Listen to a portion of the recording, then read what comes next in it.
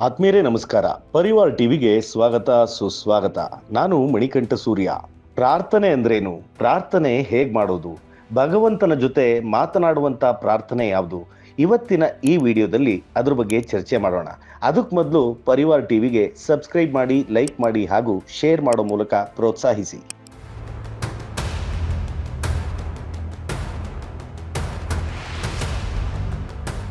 ಆತ್ಮೀಯರೇ, ಪ್ರಾರ್ಥನೆ ಅದ್ಭುತವಾದದ್ದು. ಪ್ರಾರ್ಥನೆ ವಿಶಿಷ್ಟಪೂರ್ಣವಾದದ್ದು. ನಮ್ಮ ಹೃದಯಾಂತರಾಳದ ದೈವತ್ವವನ್ನು ಪ್ರಕಟಿಸುವುದೇ ಪ್ರಾರ್ಥನೆ. ಆಧ್ಯಾತ್ಮಿಕ ಅಭಾವದ ಅನುಭವವನ್ನು ಕೊಡುವುದು ಪ್ರಾರ್ಥನೆ. ಭಕ್ತ ಮತ್ತು ಭಗವಂತನ ಪ್ರೇಮಪೂರ್ಣ ಸಂಬಂಧ ಪ್ರಾರ್ಥನೆ. ಅದು ಆತ್ಮನ ಆಹಾರ. ನಮ್ಮ ಶರೀರಕ್ಕೆ ಆಹಾರ ಎಷ್ಟು ಮುಖ್ಯನೋ ಹಾಗೆ ಜೀವಾತ್ಮನೆಗೆ ಪ್ರಾರ್ಥನೆ ಮುಖ್ಯ. ಪ್ರಾರ್ಥನೆ ಜೀವಾತ್ಮನೆಗೆ ಆಹಾರ. ಪ್ರಾರ್ಥನೆ ಅಂದರೆ ಭಗವಂತನ ಜೊತೆ ಮಾತನಾಡುವುದು ಎಂದರ್ಥ. ನಮ್ಮ ಮನಸ್ಸಿನ ಭಾವನೆಗಳನ್ನು ಭಗವಂತನ ಜೊತೆ ಹಂಚಿಕೊಳ್ಳುವುದೇ ಪ್ರಾರ್ಥನೆ. ಭಗವಂತನ ಬಗ್ಗೆ ಮಾತನಾಡೋದಕ್ಕಿಂತ ಭಗವಂತನೊಡನೆ ಮಾತನಾಡುವುದು ಒಳ್ಳೆಯದು. ಹಾಗಾದರೆ ಪ್ರಾರ್ಥನೆ ಹೇಗೆ ಮಾಡೋದು?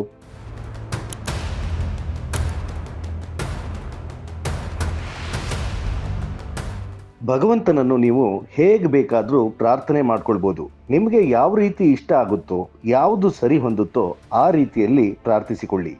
ಭಗವಂತ ಇರುವೆಯ ಹೆಜ್ಜೆಯ ಶಬ್ದವನ್ನು ಕೇಳಿಸಿಕೊಳ್ಳಬಲ್ಲ. ಭಗವಂತನ ಜೊತೆ ಬಿಚ್ಚು ಮನಸ್ಸಿನಿಂದ ಮುಕ್ತವಾಗಿ ಮಾತನಾಡುತ್ತಾ ಹೋದಂತೆಲ್ಲ ಭಕ್ತ ಮತ್ತು ಭಗವಂತನ ನಡುವೆ ಆತ್ಮೀಯ ಸಂಬಂಧ ಉಂಟಾಗುತ್ತೆ. ನಮ್ಮ ಅಂತರಂಗವನ್ನು ತೆರೆದು ಮಾತಾಡ್ಬೋದು.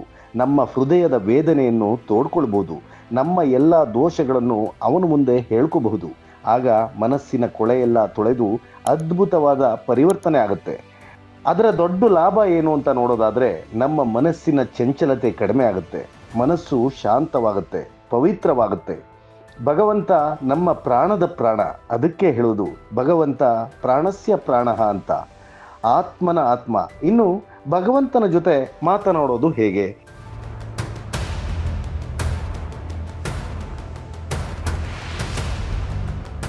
ಸ್ನೇಹಿತರೆ, ನಾವು ನಮ್ಮ ಮನಸ್ಸಿನಲ್ಲಿ ಅನೇಕ ವ್ಯಕ್ತಿಗಳನ್ನು ಕಲ್ಪಿಸಿಕೊಂಡು ಅವರೊಡನೆ ಸಂಭಾಷಣೆ ಮಾಡ್ತಾ ಇರ್ತೀವಿ, ವಾದ ಮಾಡ್ತೀವಿ, ಕೆಲವೊಮ್ಮೆ ಜಗಳ ಕೂಡ ಆಡ್ತೀವಿ. ಹಾಗೆಯೇ ನಮ್ಮ ಮನಸ್ಸಿನಲ್ಲಿ ನಮ್ಮ ಭಗವಂತನೊಡನೆ ಮಾತನಾಡಬಹುದು. ಹೇಗೆ ತಾಯಿ ತನ್ನ ಮಗುವಿನ ಜೊತೆ ಪ್ರೀತಿಯಿಂದ ಮಾತಾಡ್ತಾಳೋ ಹಾಗೆ ನಾವು ಭಗವಂತನ ಜೊತೆ ಮಾತನಾಡುತ್ತಾ ಹೋದಂತೆಲ್ಲ ಮುಂದೊಂದು ದಿನ ನಮ್ಮ ಜೊತೆ ಅವನು ಖಂಡಿತವಾಗಿಯೂ ಮಾತನಾಡುತ್ತಾನೆ. ಪ್ರಾರ್ಥನೆ ಪರಿಣಾಮಕಾರಿಯಾಗಿರಬೇಕು. ಮೊದಲು ಪ್ರಾರ್ಥನೆ ಅತ್ಯಂತ ಹೃದಯಪೂರ್ವಕವಾಗಿರಬೇಕು. ಪ್ರಾರ್ಥನೆ ಭಾವಪೂರ್ಣವಾದಷ್ಟು ಪರಿಣಾಮ ಅಧಿಕ. ಹಾಗೆ ಪ್ರಾಮಾಣಿಕತೆಯಿಂದ ಪ್ರಾರ್ಥನೆ ಮಾಡಬೇಕು. ನಮ್ಮ ದಿನನಿತ್ಯದ ವರ್ತನೆ ಪ್ರಾರ್ಥನೆಗೆ ಪೂರಕವಾಗಿರಬೇಕು. ನನ್ನನ್ನು ದೋಷಗಳಿಂದ ಮುಕ್ತಗೊಳಿಸುವಂತ ಪ್ರಾರ್ಥಿಸುತ್ತಾ ನಾವು ಪದೇ ಪದೇ ತಪ್ಪುಗಳನ್ನೇ ಮಾಡುತ್ತಿದ್ದರೆ ನಮ್ಮ ಪ್ರಾರ್ಥನೆ ಪ್ರಾಮಾಣಿಕ ಆಗಿರುವುದಿಲ್ಲ. ಪ್ರಾರ್ಥನೆ ಜೊತೆ ಸ್ವಪ್ರಯತ್ನವು ಅತ್ಯಂತ ಮುಖ್ಯವಾದದ್ದು. ಒಬ್ಬ ವ್ಯಕ್ತಿಯ ಮನೆಗೆ ಬೆಂಕಿ ಬಿದ್ದಾಗ ಕಟ್ಟೆ ಮೇಲೆ ಕುಳಿತು ಮಳೆ ಬರಲಿ ಎಂದು ಪ್ರಾರ್ಥನೆ ಮಾಡಿದ್ರಾಗಲ್ಲ.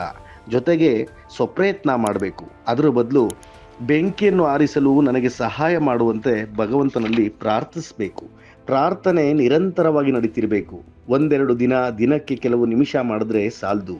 ಜೀವನ ಪರ್ಯಂತ ಹೆಚ್ಚೆಚ್ಚು ಪ್ರಾರ್ಥನೆ ಸಲ್ಲಿಸುತ್ತಲೇ ಇರಬೇಕು. ನಮ್ಮೆಲ್ಲ ಕೆಲಸ ಕಾರ್ಯಗಳ ಮಧ್ಯೆಯೂ ಮಾನಸಿಕ ಪ್ರಾರ್ಥನೆ ಮಾಡುತ್ತಲೇ ಇರಬೇಕು.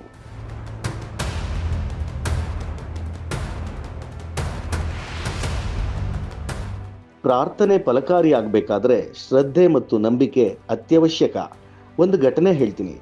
ಒಂದು ಊರಲ್ಲಿ 2-3 ವರ್ಷಗಳಿಂದ ಮಳೆ ಇಲ್ಲ ಮತ್ತು ಅಲ್ಲಿರೋರೆಲ್ಲ ರೈತರು.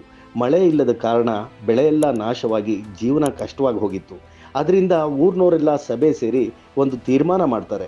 ಸಾಮೂಹಿಕವಾಗಿ ನಾವು ಒಂದು ದಿವಸ ಗ್ರಾಮ ದೇವತೆಗೆ ಪ್ರಾರ್ಥನೆ ಸಲ್ಲಿಸಿ ಮಳೆಯನ್ನು ಬೇಡೋಣ ಅಂತ. ಆ ಒಂದು ದಿನ ಬಂದೇ ಬಿಡ್ತು. ಬಂದ ಎಲ್ಲ ಜನರಲ್ಲಿ ಒಬ್ಬ ಮಗು ಒಂದು ಛತ್ರಿಯೊಂದಿಗೆ ಬಂದಿರ್ತಾನಂತೆ.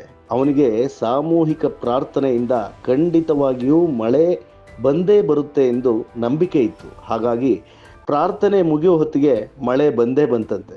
ಎಷ್ಟು ಸುಂದರವಾದ ಕಥೆ ಅಲ್ವಾ? ನಂಬಿಕೆ ಹಾಗೂ ಶ್ರದ್ಧೆ ಯಾವತ್ತೂ ಕೈ ಬಿಡೋದಿಲ್ಲ.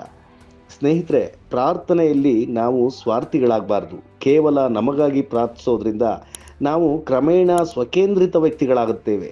ಅದರಿಂದ ಪ್ರತಿನಿತ್ಯವೂ ನಾವು ಇತರರ ಶಾಂತಿಗಾಗಿ, ಶ್ರೇಯಸ್ಸಿಗಾಗಿ, ಸಮಾಜದ ಒಳಿತಿಗಾಗಿ, ಸಮಸ್ತ ವಿಶ್ವದ ಹಿತಕ್ಕಾಗಿ ಪ್ರಾರ್ಥಿಸಬೇಕು.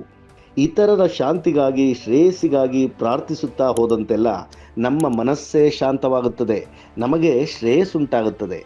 ಸತತ ಪ್ರಾರ್ಥನೆಯಿಂದ ನಾವು ಸತತವಾಗಿ ಭಗವಂತನ ಸಾನ್ನಿಧ್ಯವನ್ನು ಅನುಭವಿಸಬಹುದು.